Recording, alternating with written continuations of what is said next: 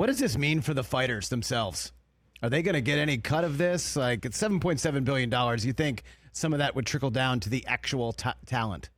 Yeah, you would think so. So, like, you guys come from a traditional sports mindset, right? So you know that when the NBA gets a big TV deal, the salary cap goes up, and you know that the players get 50% of the revenue. Just talking about the NBA, NFL, similar type of deal. Baseball players do well, all that stuff and more. There's no salary cap. In MMA and in the UFC in particular, none of that exists. So technically, the UFC is not beholden to raise anything. One would think that, yeah, okay, this is going to be good for the fighters. They're now making double. But as of right now, we don't know the answer to that question. And it's so crazy because the UFC likes to say, like, we're just like everyone else. We're a major league sport. And in many respects, they are. But then when Dana White is asked by the media on Tuesday at a press conference, okay, what does this mean for the fighters? Because we know that Paramount's going to benefit from this. They're now the exclusive home of the UFC. We know that the UFC is definitely benefiting from this. We know the fans are benefiting from this because it's now a lot cheaper to be a UFC fan. But what about the guys who actually put their lives on the line? Yeah, exactly. How do they benefit from it? Dana likes to say, like, oh, more people are going to watch them. Are they really?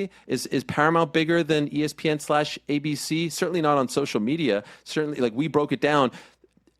The ESPN family of social media accounts, YouTube, TikTok, Instagram, all equals out to 300 million subs/followers. The CBS family of social media accounts equals out to approximately 32 million subs/followers. And we all know everyone's on their phones, so they're going to lose a lot as far as, I think, like a presence and a footprint is concerned.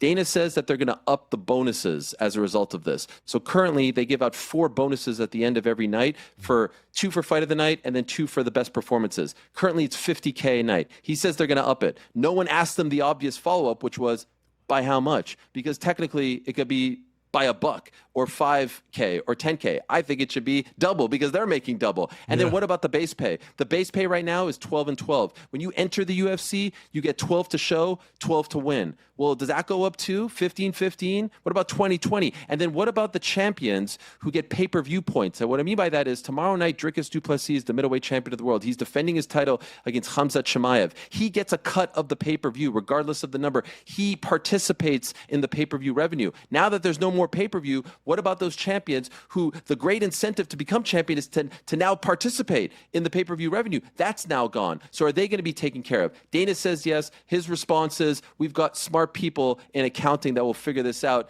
It's not quite Adam Silver talking about the CBA, but I guess the fighters are about to find out how it's going to affect them. Catch the Rich Eisen Show live weekdays from 12 to 3 p.m. Eastern on Roku Sports Channel in the U.S.